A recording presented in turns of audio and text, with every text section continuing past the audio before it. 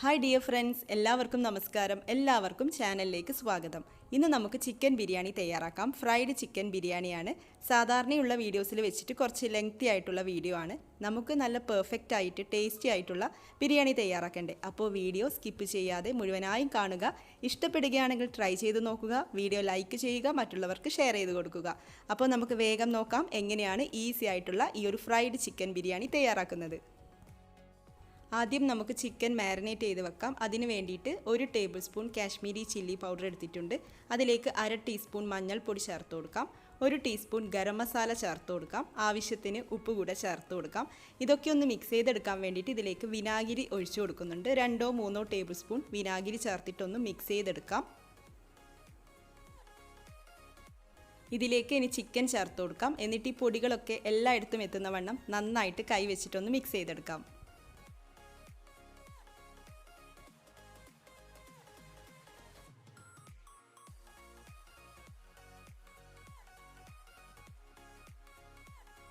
ഇനി ഇതിലേക്ക് കോൺഫ്ലോർ ചേർത്ത് കൊടുക്കാം. ഞാനൊരു 2.5 ടേബിൾ സ്പൂൺ കോൺഫ്ലോർ ചേർക്കുന്നുണ്ട്. 3 ടേബിൾ സ്പൂൺ ആയാലും കുഴപ്പമൊന്നുമില്ല. അപ്പോൾ 2.5 ടേബിൾ സ്പൂൺ കോൺഫ്ലോറും അതിൻ്റെ കൂടെ എഗ് വൈറ്റ്, മുട്ടയുടെ വെള്ള ചേർക്കുന്നുണ്ട്. 1 മുട്ടയുടെ വെള്ളയാണ് ചേർത്ത് കൊടുക്കുന്നത്. അപ്പോൾ ഇത് രണ്ടും കൂടെ ചേർത്തിട്ട് വീണ്ടും നന്നായിട്ട് കുഴച്ചെടുക്കാം.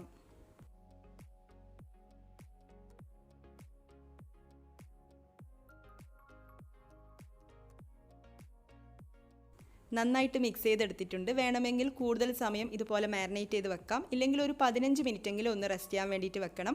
മസാലകളൊക്കെ ചിക്കനിൽ നന്നായിട്ടൊന്ന് മിക്സ് ആയിട്ട് വരണമല്ലോ. അപ്പോൾ ആ ഒരു സമയം ഒരു 15 മിനിറ്റൊക്കെ മതിയാവും. ഇനി നമുക്ക് റൈസിൻ്റെ കാര്യം നോക്കാം. ഞാനിവിടെ 3 കപ്പ് ബിരിയാണി റൈസാണ് എടുത്തിട്ടുള്ളത്. നന്നായിട്ട് കഴുകിയിട്ട് വെള്ളത്തിൽ കുതിർത്ത് വെച്ചതാണ്. കൂടുതൽ സമയമൊന്നും വേണ്ട, ഒരു 10 മിനിറ്റൊക്കെ മതിയാവും. വെള്ളത്തിൽ കുതിർത്ത് വെക്കണം. അതിനുശേഷം ഈ വെള്ളമൊക്കെ നന്നായിട്ടൊന്ന് ഊറ്റിയെടുക്കണം.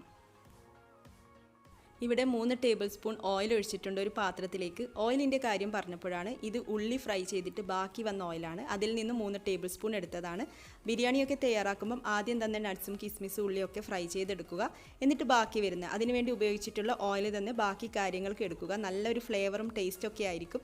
അപ്പോൾ അങ്ങനെ ഒരു 3 ടേബിൾ സ്പൂൺ ഓയിൽ എടുത്തതാണ്. അതൊന്ന് ചൂടായിട്ട് വരട്ടെ. എന്നിട്ട് അതിലേക്ക് കുറച്ചും കൂടെ കാര്യങ്ങൾ ചേർത്ത് കൊടുക്കാനുണ്ട്. ആദ്യം നമുക്കിതിലേക്ക് പെരിഞ്ജീരകം ചേർത്ത് കൊടുക്കാം. 1 ടീസ്പൂൺ വലിയ ജീരകം, പെരിഞ്ജീരകം ചേർക്കാം. 2 ബേ ലീഫ് ചേർത്ത് കൊടുക്കാം. പിന്നെ 3 ഏലക്കായ, 3 ഗ്രാമ്പൂ, 1 പട്ട കഷ്ണങ്ങളാക്കിയത്, പിന്നെ 1 സവാള നീളത്തിലരിഞ്ഞത്. ഇതൊക്കെ ചേർത്തിട്ടൊന്ന് സോട്ട് ചെയ്തെടുക്കാം.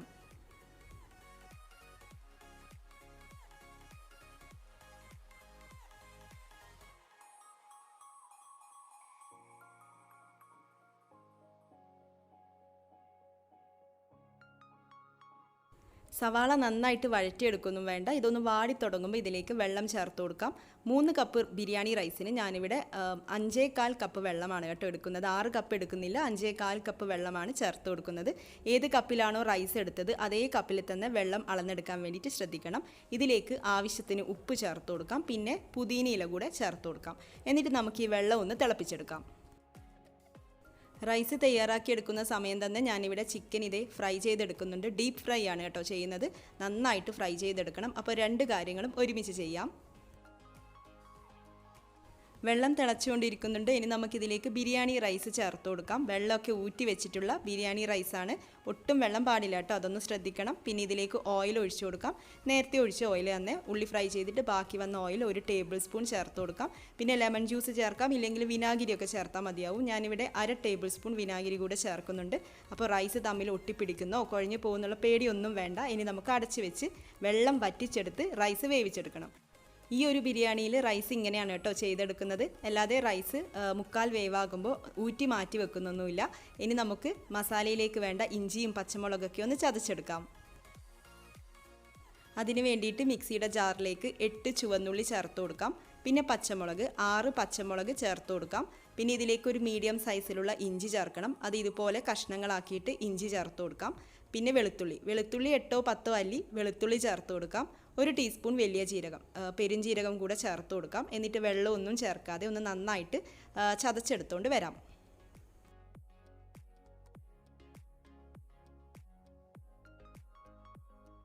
ഈ ഒരു സമയം കൊണ്ട് റൈസ് ഇവിടെ റെഡി ആയിട്ടുണ്ട്. ഒരു 8-10 മിനിറ്റ് ഒക്കെ മതിയാവും. മീഡിയം ഫ്ലെയിമിലാണ് ഇടേണ്ടത്. ഒരു സ്പൂൺ വെച്ചിട്ട് ഒന്ന് നന്നായിട്ട് ഇളക്കി യോജിപ്പിക്കാം. എന്നിട്ട് നമുക്കിതങ്ങ് മാറ്റി വെക്കാം. ഇനി അടച്ചു വെക്കൊന്നും വേണ്ട, ഇനി തുറന്ന് വെക്കാം. ഇടയ്ക്കൊന്ന് ഇളക്കി കൊടുക്കണം. അപ്പോൾ കാണാമല്ലോ അല്ലേ, റൈസ് നന്നായിട്ട് വെന്ത് വന്നിട്ടുണ്ട്. അതുപോലെ ചിക്കനും ഫ്രൈ ചെയ്തുകൊണ്ടിരിക്കുന്നുണ്ട്. ദേ ഇവിടെ റെഡി ആയിട്ടുണ്ട്. ഇനി നമുക്ക് വേഗം തന്നെ മസാല തയ്യാറാക്കിയെടുക്കാം. ഞാനിവിടെ 3 ടേബിൾ സ്പൂൺ സൺഫ്ലവർ ഓയിൽ ഒഴിച്ചിട്ടുണ്ട്. നേരത്തെ യൂസ് ചെയ്ത ഓയിൽ തന്നെയാണ്. ഇനി ഇതിലേക്ക് സവാള ചേർത്ത് കൊടുക്കാം. 4 ചെറിയ സവാള, മീഡിയം സൈസിലുള്ള സവാളയാണ് ചേർക്കുന്നത്. വലിയ സവാളയൊക്കെ ആണെങ്കിൽ 3 എണ്ണമൊക്കെ ചേർത്തോളൂ. എന്നിട്ടൊന്ന് നന്നായിട്ട് സോട്ട് ചെയ്തെടുക്കാം. സവാള പെട്ടെന്ന് വഴന്ന് കിട്ടാൻ വേണ്ടിയിട്ട് എപ്പോഴും ചെയ്യുന്നത് പോലെ കുറച്ച് ഉപ്പ് കൂടെ ചേർത്ത് കൊടുക്കാം.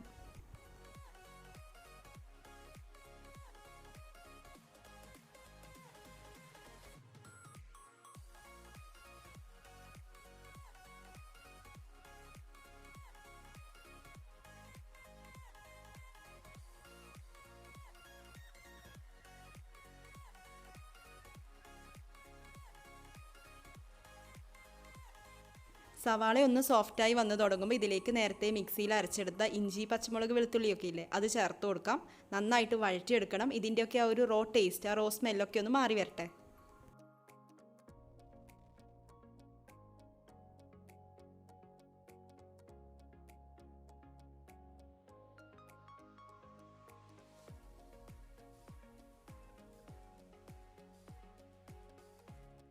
ഇനി നമുക്ക് തക്കാളി ചേർത്ത് കൊടുക്കാം. 2 വലിയ തക്കാളിയാണ്, നല്ല പഴുത്ത തക്കാളിയാണ് ചേർത്ത് കൊടുക്കുന്നത്. തക്കാളി ചേർത്തിട്ടൊന്ന് നന്നായിട്ട് മിക്സ് ചെയ്തെടുക്കാം. എന്നിട്ട് ഹൈ ഫ്ലെയിമിൽ വെച്ചിട്ട് അടച്ചു വെക്കാം. 5 മിനിറ്റ് ഹൈ ഫ്ലെയിമിൽ വെച്ചിട്ടൊന്ന് അടച്ചു വെക്കാം.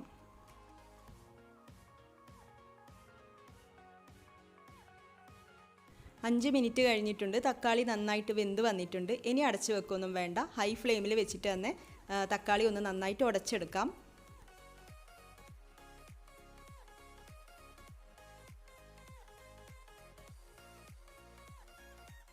ഇനി ഇതിലേക്ക് പൊടികൾ ചേർത്ത് കൊടുക്കാം. 1 ടീസ്പൂൺ മല്ലിപ്പൊടി ചേർത്ത് കൊടുക്കാം. പിന്നെ 1 ടീസ്പൂൺ ഗരം മസാല ചേർത്ത് കൊടുക്കാം. 1/2 ടീസ്പൂൺ മഞ്ഞൾപ്പൊടി ചേർത്ത് കൊടുക്കാം. അപ്പോൾ ഇതൊക്കെ ചേർത്തിട്ട് കുറച്ച് മല്ലിയില കൂടെ ചേർത്ത് കൊടുക്കാം. ഇതൊക്കെ ചേർത്തിട്ടൊന്ന് നന്നായിട്ട് വഴറ്റിയെടുക്കാം.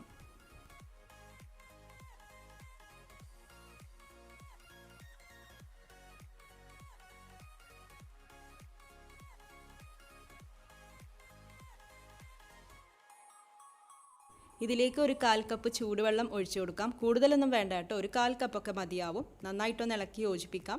പിന്നെ തൈര് ചേർത്ത് കൊടുക്കുന്നുണ്ട്. തൈര് ഒരു 3-4 ടേബിൾ സ്പൂൺ കൂടെ ചേർത്തിട്ട് നന്നായിട്ട് മിക്സ് ചെയ്തെടുക്കാം.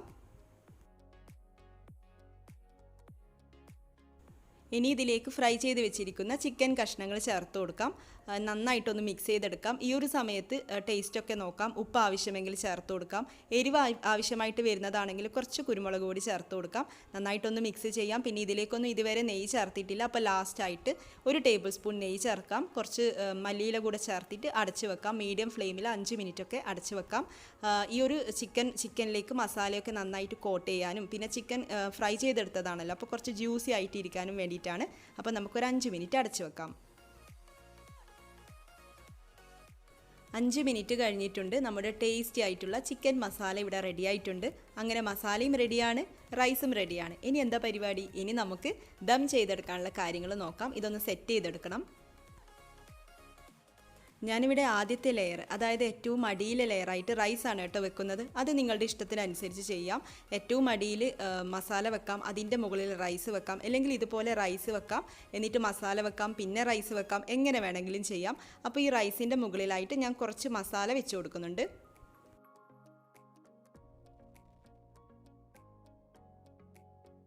ഇനി ഇതിൻ്റെ മുകളിലായിട്ട് വീണ്ടും റൈസ് സെറ്റ് ചെയ്യാം. റൈസിൻ്റെ മുകളിലായിട്ട് ഫ്രൈ ചെയ്തെടുത്ത സവാളയും കിസ്മിസും നട്ട്സും ഒക്കെ ചേർത്ത് കൊടുക്കാം. ദം ചെയ്യുമ്പോൾ ഇതൊക്കെ ചേർക്കുന്നതിലും നല്ലത് നമ്മൾ സെർവ് ചെയ്യുമ്പോൾ ഇതൊക്കെ ചേർത്ത് കൊടുക്കുമ്പോഴാണ് കൂടുതൽ ടേസ്റ്റി ആയിട്ട് എനിക്ക് തോന്നാറുള്ളത്. പിന്നെ ഇതിലേക്ക് കുറച്ച് മല്ലിയില കൂടെ ചേർത്ത് കൊടുക്കാം. പിന്നെ 1 ടീസ്പൂൺ നെയ്യ് കൂടെ ഒഴിച്ചു കൊടുക്കാം.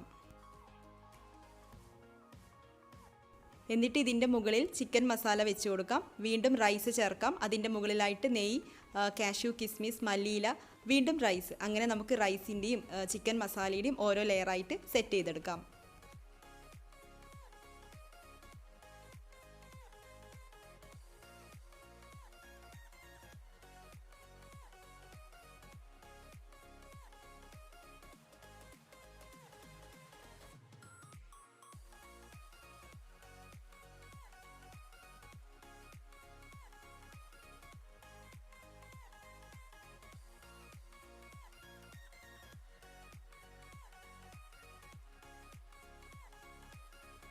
അങ്ങനെ ഇതിവിടെ സെറ്റ് ചെയ്തെടുത്തിട്ടുണ്ട്. അപ്പോൾ ഏറ്റവും താഴെയുള്ള ലെയറും ഏറ്റവും മുകളിലുള്ള ലെയറും റൈസിൻ്റെ ലെയറാണ് കേട്ടോ.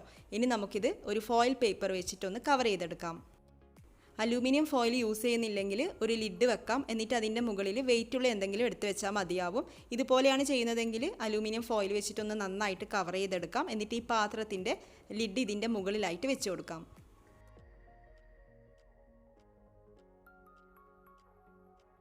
ഇനി നമുക്ക് ഗ്യാസ് ഓൺ ചെയ്തിട്ട് ഈ പാത്രം വെക്കാം. മീഡിയം ഫ്ലെയിമിൽ 10-15 മിനിറ്റൊക്കെ വെക്കാം.